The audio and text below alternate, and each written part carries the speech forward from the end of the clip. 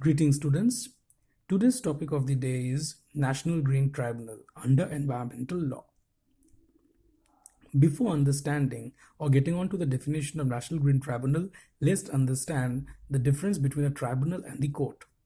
A tribunal has trappings of a court. Every court is a tribunal, but tribunals are not courts. A tribunal is established for the adjudication of dispute related to some specific areas, whereas the court exists for the adjudication of all kinds of dispute, regardless of any specific areas. Rules of natural justice ensures fairness in any adjudicatory process. Final judgment of tribunal is generally called awards. Now, let's understand what is the National Green Tribunal all about. A National Green Tribunal was established on 18th October 2010 under National Green Tribunal Act 2010 for the effective and expeditious disposal of cases relating to environmental protection, conservation of forest and other resources, including enforcing or enforcement of any legal rights relating to environment, giving relief and compensation for damage to person and property and matters connected therewith or incidental.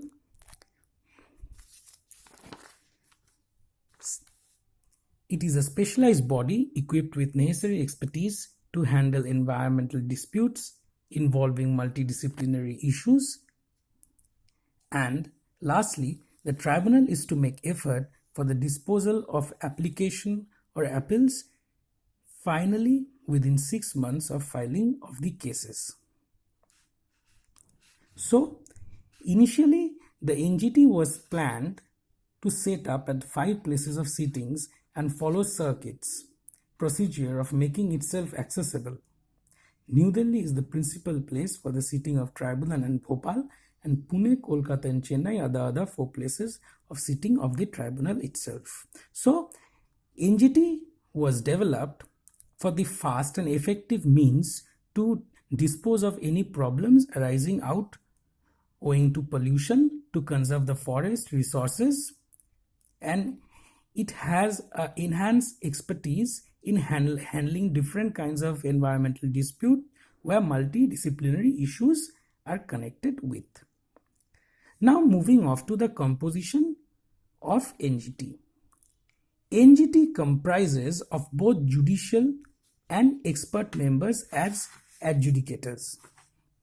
Alright, the chairman of NGT is a judicial member and must or has been a judge of Supreme Court of India or Chief Justice of High Court.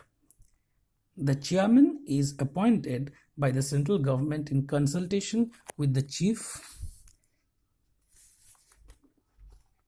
Justice of India. And lastly, other judicial members of the NGT must be or has been a judge of High Court. So, for an expert member, a person must have, and here I am talking about an expert member who comprises in the body of NGT.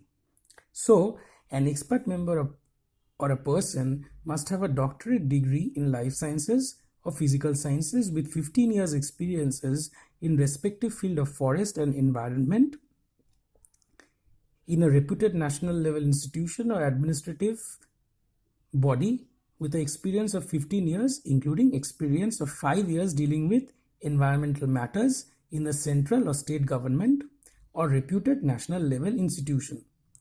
The judicial and expert members are appointed by central government or recommendation of a selection committee.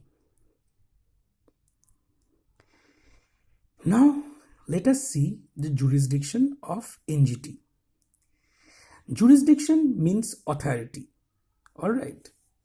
Jurisdiction, when we talk about a certain frame of authority or a body. And NGT has the jurisdiction of over all civil cases where a substantial question relating to environment tends to arise. It involves question arising out in the implementation or enactment specified in Schedule 1 of National Green Tribunal Act 2010, and this questions arising out for the implementation of enaction of specified in Schedule 1 are the Water Prevention Control Pollution Act 1974, the Water Prevention and Control of Pollution Seas Act 77, the Forest Conservation Act 1980, the Air Prevention and Control of Pollution Act 1981, the Environmental Protection Act 1986, the Public Liability Insurance Act 1981, the Biological Diversity Act 2002. So this explains the importance of NGT. As we know, in the above mentioned legislature stands for what we know as environmental law, because all this comprises of all these acts mentioned above that we know, or all these legislatures all together comprises of the environmental law. So any matters related to environmental law, be it enforcement of any environmental law related to air, water, soil,